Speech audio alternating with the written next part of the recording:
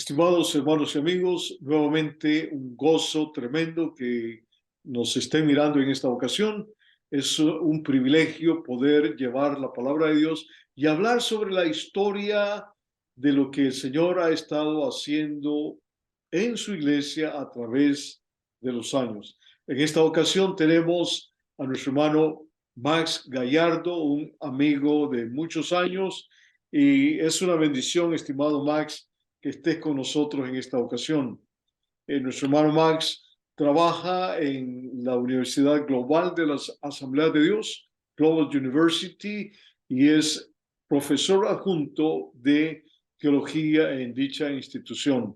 Un saludo, estimado Max, por favor. Muy bien, es un placer estar con ustedes, hermanos, y poder compartir de lo que es cosas importantes relacionadas con la vida de la iglesia, tanto en el pasado como en el presente. Dios les bendiga y siempre es un gozo poder saludar a mi amigo Max y conversar de cosas muy interesantes. Amén. Muchas gracias, hermano Max, por lo que habías compartido respecto a la historia de Chile en el segmento anterior. Y habíamos estado conversando en ese segmento acerca de cómo llega la iglesia a Chile. Y ahora estamos comenzando a conversar acerca de cómo se forma la iglesia evangélica pentecostal en el país.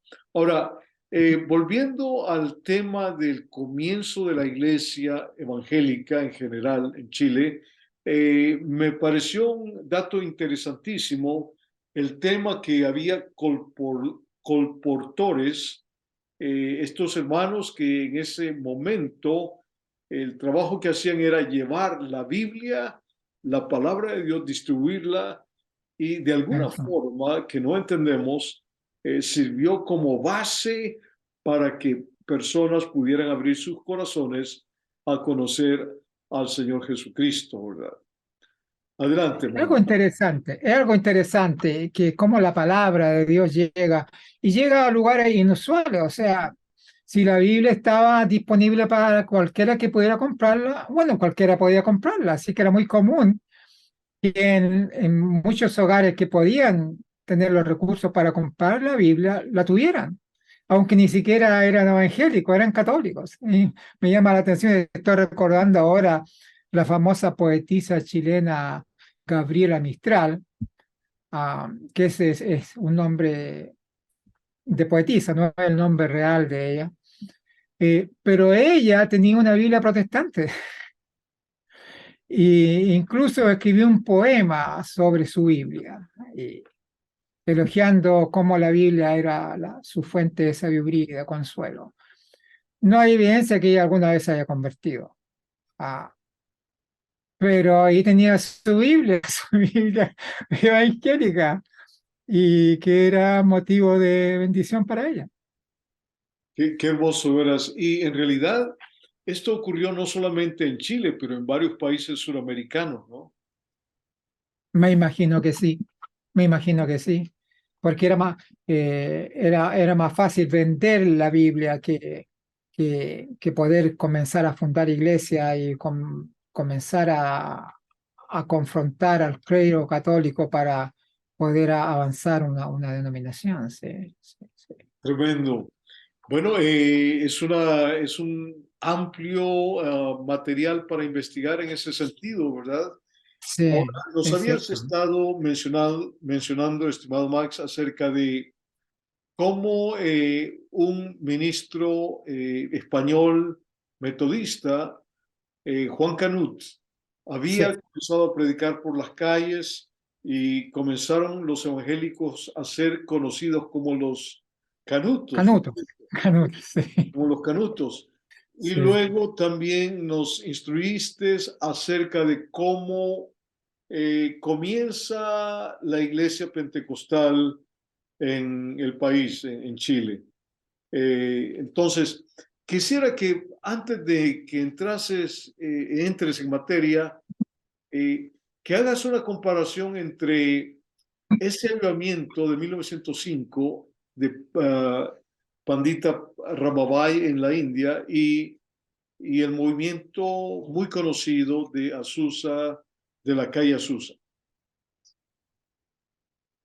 Bueno, el denominador común son las manifestaciones del espíritu, el hablar en lengua, caer bajo el poder del espíritu, la profunda convicción de pecado, eh, el deseo de una comunión más profunda con Dios, el hecho que las personas fueran envueltas de tal manera en su búsqueda de Dios que algunas de ellas pasaban ahí horas y horas y horas orando, buscando, llorando o afligiéndose por su propia condición, etcétera, para recibir la bendición. De ahí que aún en la Asamblea de Dios ha permanecido el concepto de esperar en el Espíritu, ¿no? De estar allí buscando la bendición. Quedó muy impreso dentro de los pentecostales, a algo que lamentablemente se ha ido perdiendo. O sea, se ha ido perdiendo ese profundo deseo de recibir algo, una comunión sobrenatural con Dios. Eh, es triste decirlo, pero más de una vez he escuchado a alguna persona joven diciendo que ellos no necesitan el bautismo del Espíritu Santo, no necesitan hablar en lenguas, y no tienen ningún interés siquiera en buscarte la experiencia, porque dicen que no lo necesitan. Entonces, esta actitud que contrasta tanto con todo este movimiento, porque viene el Espíritu y la gente se conmueve y dice, no, yo necesito más de Dios, yo tengo que cambiar, yo tengo que cambiar mi vida, yo tengo que consagrarme más. Que hay más de Dios que yo no conozco y quiero recibir. Y en Azusa pasa exactamente lo mismo, ¿no? El orar en lengua, la profunda convicción de pecado, eh, la fraternidad, o sea, el hecho que en Azusa hubiesen hispanos, gente de raza negra, gente de raza blanca, de todos los contextos, y allí están juntos adorando y no hay ninguna división, ni ningún menosprecio, nada, o sea, ese sentimiento de fraternidad que fue algo tan notable en la calle Azusa, digamos, ¿no? Es algo que porque el espíritu trae esa convicción de que somos un cuerpo, que todos pertenecemos. Tremendo. Entonces, la experiencia de la esposa de Willis Hoover en Valparaíso es que ella recibe una notificación de que algo está ocurriendo en la India, ya con En la la India, sí. pandita Ramabai, y ellos en Valparaíso desean tener esa experiencia para 1908, ¿no? Sí, sí, sí. Es notable que en los escritos de Willis Hoover no menciona a Susa, sino que menciona la experiencia de la India como inspiración. También él menciona una iglesia que él visitó en Chicago en algún momento, en que fue a levantar fondos seguramente a Estados Unidos. Dijo que una iglesia que pasaba en constante avivamiento. No dice el nombre de la iglesia ni nada, pero dice que a él le impresionó mucho eso. Eh, no sabemos si alguna vez, tal vez, iglesia se volvió pentecostal luego cuando llegó el avivamiento pentecostal a Estados Unidos. Ya. Entonces, la reunión en Valparaíso en 1908 es clave, pero también mencionaste algo acerca de que habían estado estudiando el libro de Hechos. El libro de Hechos se estudió justamente a fines del año 1908, hacia fines del año, la segunda mitad tal vez del año 1908, y eso fue lo que motivó aún más el deseo de la congregación, porque una cosa era el deseo de los pastores, pero el estudio del libro de los Hechos motivó el deseo también de la congregación de experimentar, de recibir algo. Sí. Qué hermoso, de veras. O sea que definitivamente en toda la historia, sí, bueno, ahorita estamos hablando de Chile, pero podemos Ujú. hablar de cada país en cualquier parte, en cualquier época, y los comunes denominadores es que el estudio de la palabra y la Sí, oración sí. traen transformación al ser humano. Qué Sí, hermoso. el estudio que trae convicción, ese estudio donde la persona se apropia de la palabra y donde se identifica con lo que allí se dice y se apropia de él. Tremendo. Entonces, luego, después, ya para 1909, cuando tienen esas semanas de oración, ese tiempo de oración en, en Valparaíso, En Valparaíso, sí. y luego que la otra, la iglesia, en realidad, eh, la denominación, podríamos decir, no estaba de Sí. acuerdo con lo que estaba ocurriendo en ese lugar particular. ¿Qué comienza a ocurrir entonces a nivel general? Bien, lo que sucede es que en 1910, en una de las convenciones nacionales, la Iglesia Metodista Episcopal condena la manifestación pentecostal, la declara antimetodista y declara que cese inmediatamente lo que se estaba practicando y le piden a Willie Hoover que se vuelva a Estados Unidos. Ahora, Willie Hoover al principio estaba un poco confundido porque dijo, bueno, si esto de Dios, ¿por qué no lo quiere aceptar la denominación? Pero todas aquellas personas que realmente estaban muy comprometidos con lo que estaba allí aconteciendo, dijeron, no, pastor, usted no se debe ir, usted debe hacerse cargo de nosotros porque ya nosotros no vamos a seguir siendo metodistas. Ahora, paralelamente a esto, antes que siquiera se produjera la división de la iglesia de Valparaíso entre los que quisieron seguir siendo metodistas y los que salieron para fundar la iglesia, lo que se llamaría la iglesia metodista pentecostal, había acontecido un episodio antes, mientras Willie Hoover era pastor en Valparaíso, se convirtió allá una señora, bueno, no era, creo que era señorita, no era señora, eh, y, y manifestó una fuerte manifestación del don de la profecía. Y ella vino a visitar dos iglesias metodistas episcopales en Santiago y tuvo fuerte oposición, incluso en una de ellas el pastor la expulsó y la sacó del templo. Y la gente que quería escucharla se fueron ahí al patio del templo a escucharla.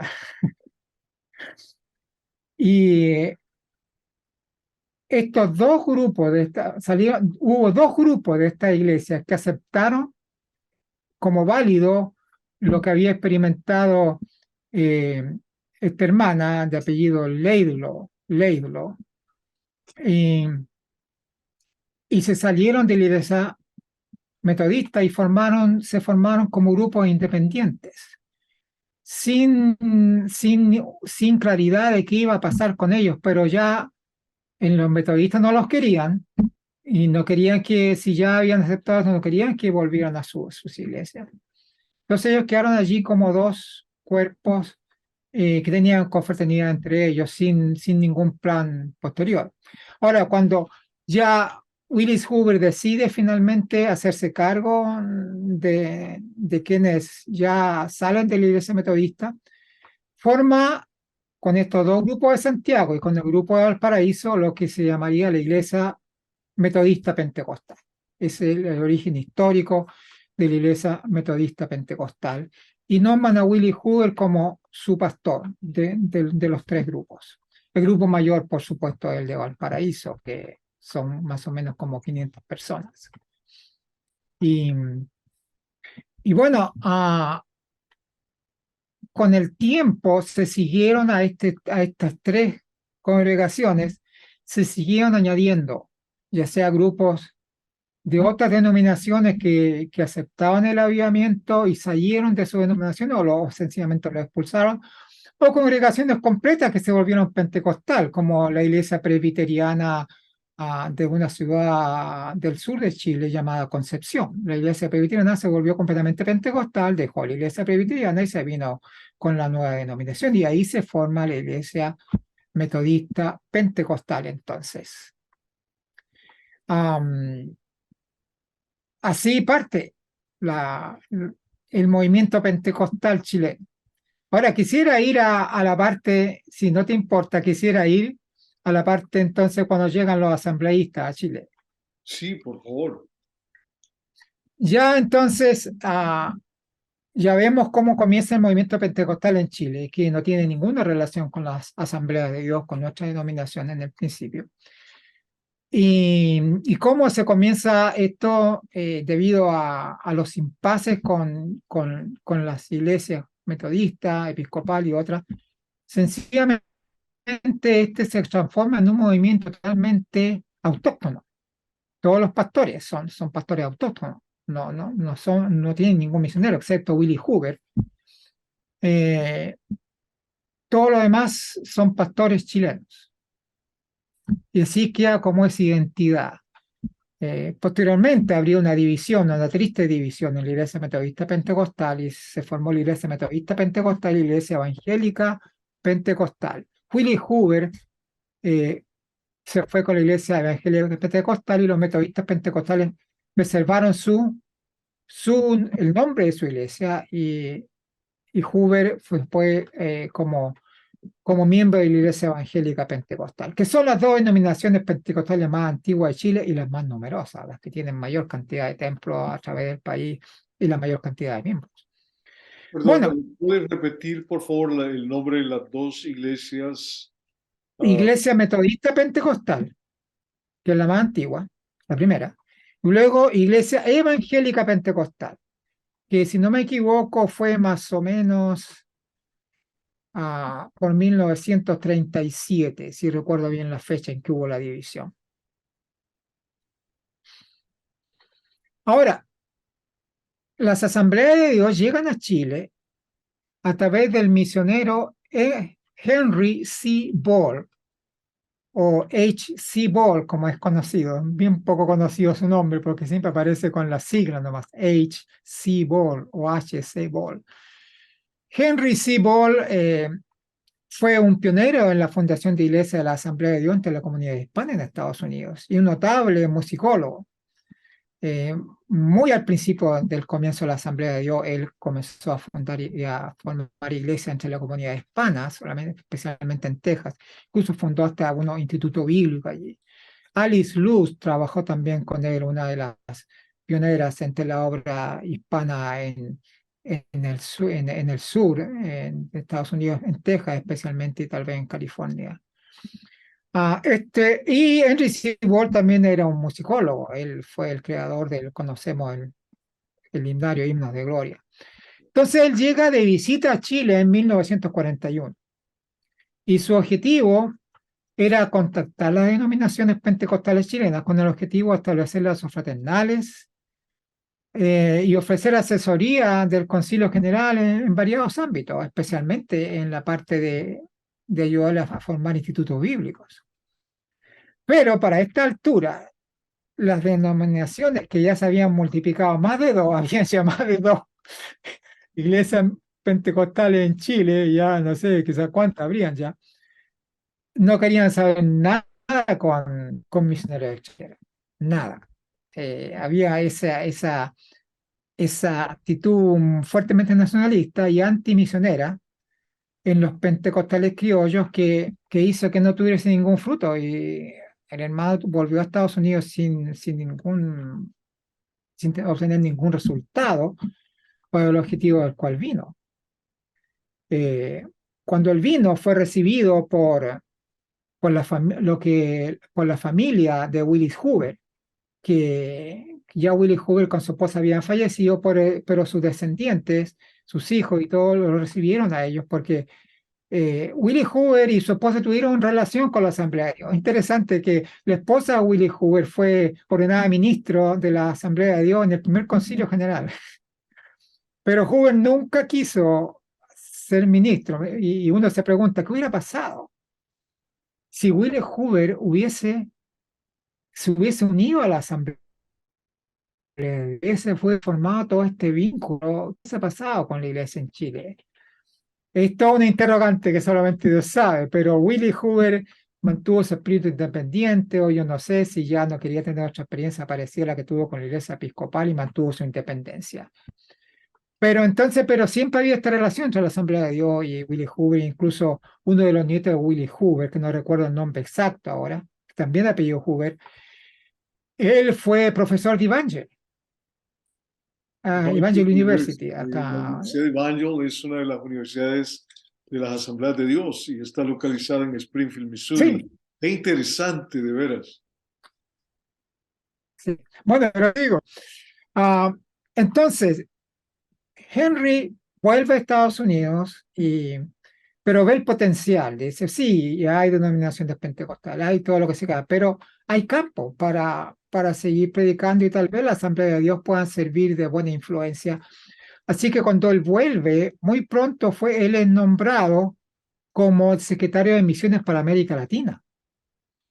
Entonces, él inmediatamente se acuerda de su viaje y recomienda que se envíen misioneros a Chile. Y ahí entonces ya aparece la historia de la Asamblea de Dios en Chile, con estos 5 misioneros que fueron enviados. Teodoro Bueno, que ya sabemos que es el papá del hermano John Bueno, que todos sabemos quién es. eh, Kyle Davis, Emilio Schneider y Everett Divine. Y luego llegaron dos mujeres solteras, Jim Brown y Bessie McPate. Estos fueron los primeros misioneros de la Asamblea de Dios que llegan a Chile con con el motivo expreso ya de formar a las Asambleas de Dios en Chile. Al principio se formaron como 5 congregaciones, pero no hubo un crecimiento muy grande hasta que llega un evento importante a, a Chile, que fue eh, que lamentablemente no anoté aquí mi apunte la fecha, de que fue las campañas de evangelización del evangelista Clifton Erickson.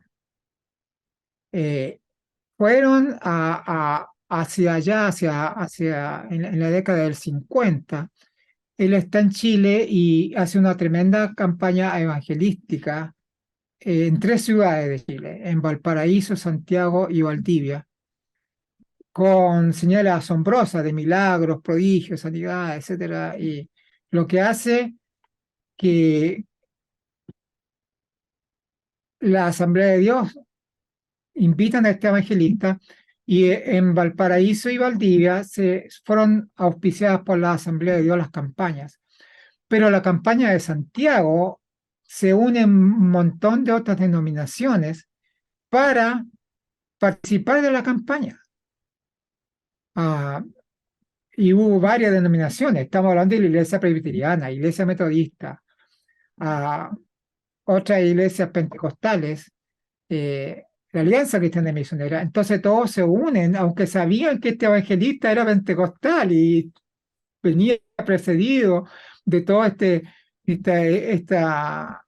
esta fama de que era una persona que Dios usaba para hacer milagros. Todas estas iglesias dejan de lado su idea sobre los milagros y prodigios y se unen. Y la campaña fue hecha en el lugar de mayor capacidad en Chile, que fue el Estadio Nacional, con una asistencia, se calcula en aquel entonces como 50.000 personas. Ya se cierra la campaña en algo notable, algo nunca visto en Chile. Y todas las denominaciones que participaron se vieron beneficiadas con agregar nuevos miembros a sus congregaciones. Ahora la Asamblea de Dios continúa siendo una denominación pequeña, más pequeña que las denominaciones pentecostales criollas más antiguas, pero con este evento se ganó el reconocimiento de otras iglesias por sus capacidades para manejar eventos masivos. Así que cada vez que hay un evento masivo en Chile, siempre se pide que la Iglesia Asamblea de Dios participe para ayudar a organizar los eventos.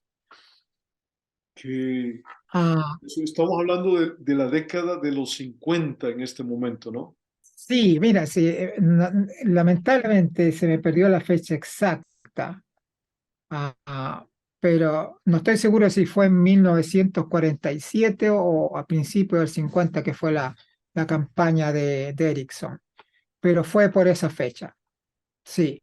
Y ahí es donde se marca un antes y después en la Asamblea de Dios. Ya la Asamblea de Dios comienza ya a despegar y a tener más congregaciones, a fundar más congregaciones.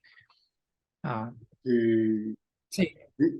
qué hermoso, de veras. Entonces, cuando H. se va, Henry Cleophas Ball llega a Chile en Ujú. 1941, las experiencias que habían tenido los pentecostales criollos, entiendo que se les llama criollos porque no Esa es tienen, la palabra que ocupamos para separarlo de los pentecostales de misión, que le llaman en Chile. Pentecostales de misión son la Asamblea de Dios, Iglesia Cuadrangular, Iglesia Pentecostal de la Santidad, que son denominaciones pentecostales que vinieron de Estados Unidos, o hay otras denominaciones europeas. También está la Asamblea de Dios sueca en Chile, que fueron misioneros suecos que llegaron a Chile.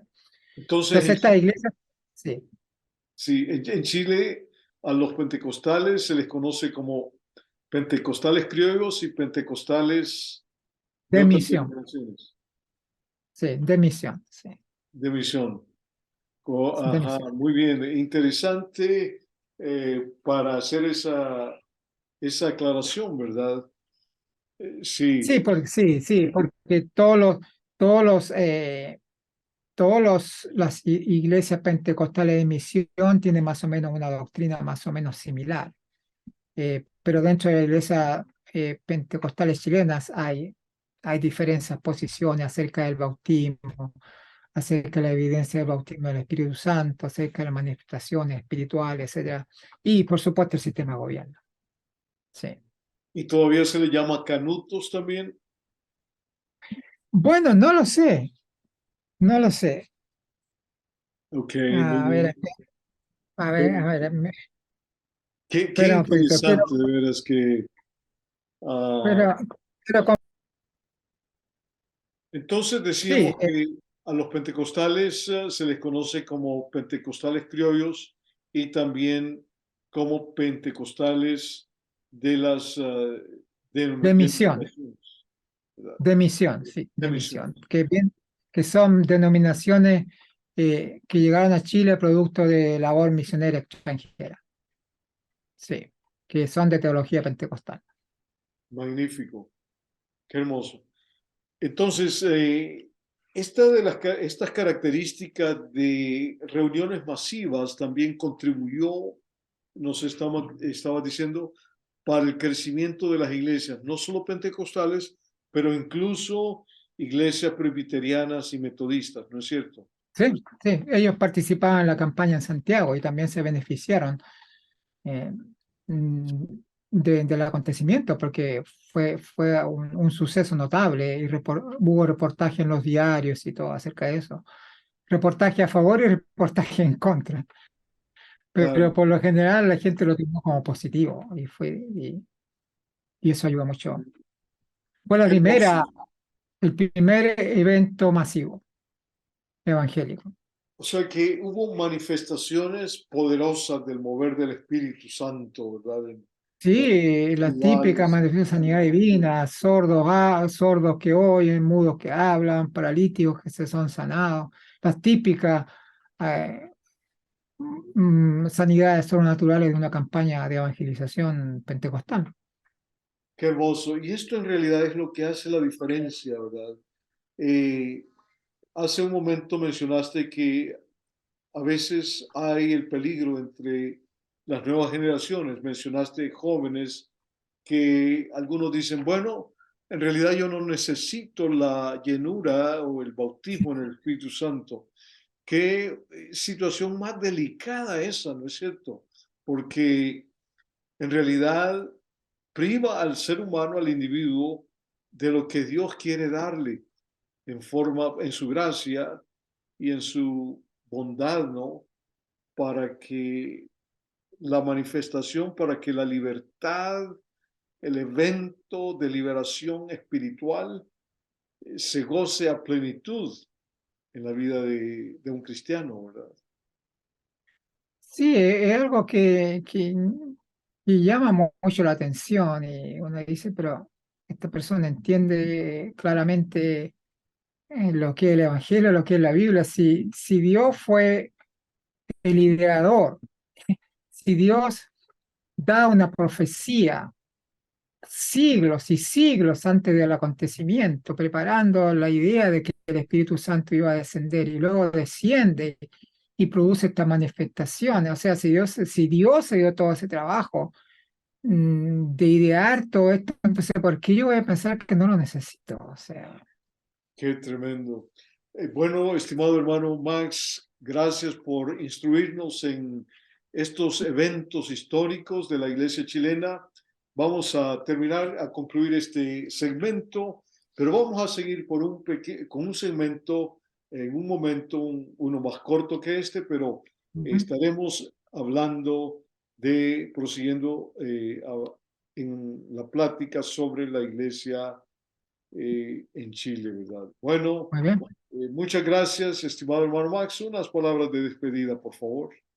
Bendiciones, amados hermanos. Siempre es un placer compartir y que la gracia de Dios siga bendiciendo sus vidas. Muchas bendiciones y hasta el próximo segmento. Adiós.